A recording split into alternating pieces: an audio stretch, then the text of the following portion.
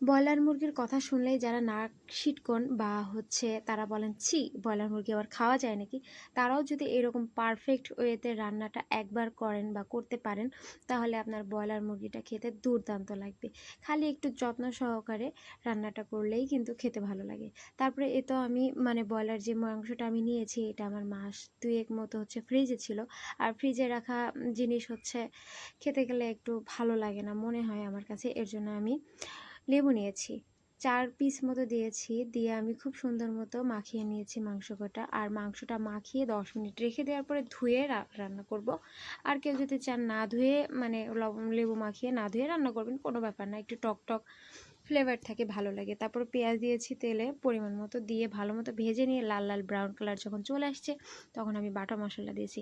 আর বাটা মশলার মধ্যে ব্যবহার করছি জিরা গুঁড়া, ধনিয়া গুঁড়া, তারপরে জিরা গুঁড়া না, জিরাটা বাটা, তারপরে হলো রসুন, পেঁয়াজ, আদা, তারপর গোলমরিচ, তারপরে এলাচ, দারুচিনি, এগুলো বাটার দিয়ে, তারপরে আমি দিয়েছি গুঁড়ো মশলার মধ্যে ঝালের গুঁড়া, ধনিয়া গুঁড়া, হলুদের গুঁড়া, তারপরে দিয়েছি ব্ল্যাক পেপার, হোয়াইট পেপার, সাদা গোলমরিচের গুঁড়া, কালো গোলমরিচের গুঁড়া, তারপরে দিয়েছি লবণ।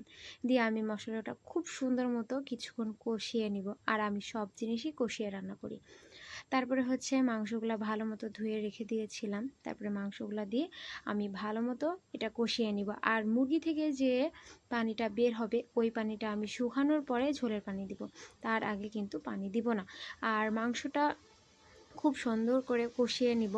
আর এই কষানোর কাছেই কিন্তু আপনার আসল ফ্লেভার আসে। তারপরে দিয়েছিলাম গরম মশলা, কাঠ, আর দিয়েছিলাম তেজপাতা।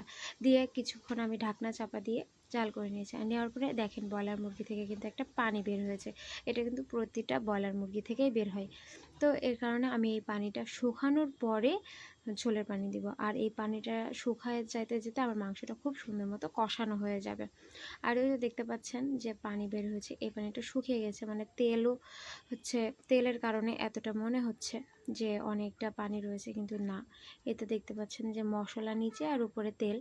তো তারপরে আমি ঝোলের পানি দিব। আর এতে দেখতে পাচ্ছেন, দেখতে কিন্তু খুবই লোভনীয় হয়েছে।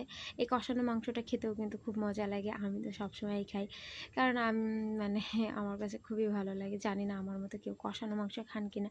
আর আমি যেহেতু দীর্ঘক্ষণ কষাই, এই মাংসটা খাওয়া যায়। তার মধ্যে তো পরিমাণ মতো ঝোলের পানি দিয়ে দিয়েছি। দিয়ে আমি এবার রান্না করে নিব।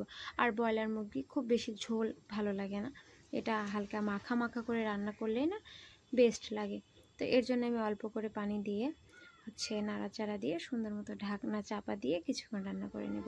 এ তো কিছুক্ষণ রান্না হয়ে গেছে আমার। রান্না শেষে দেখেন, দেখতে কিন্তু খুবই লোভনীয় হয়েছে।